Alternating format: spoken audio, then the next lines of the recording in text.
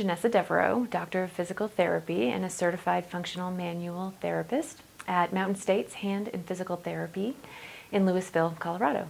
Today I'm going to talk to you a little bit about a painful condition called rotator cuff tendonitis.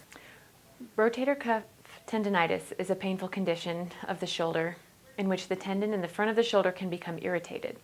Pain can kind of radiate down the arm, but it does not usually move past the elbow.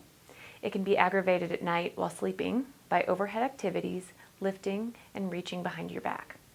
To reduce the irritation of this tendon, it is important to avoid these activities and to monitor your posture to prevent the shoulder blade from rolling forward and pinching on the tendon. One common exercise given to people with this condition is an external rotation strengthening exercise, which helps pull the shoulder blade back and pull the ball in the socket.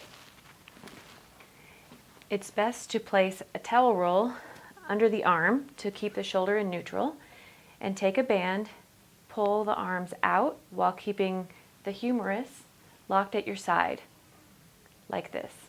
All resistive exercises must be pain-free or they can make your condition worse.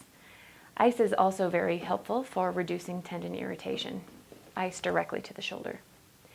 If you try these things and you're still experiencing pain, you would likely benefit from skilled physical therapy, where we monitor your exercises and use manual techniques, such as joint and soft tissue mobilization, to offload the tendon for a return to full function.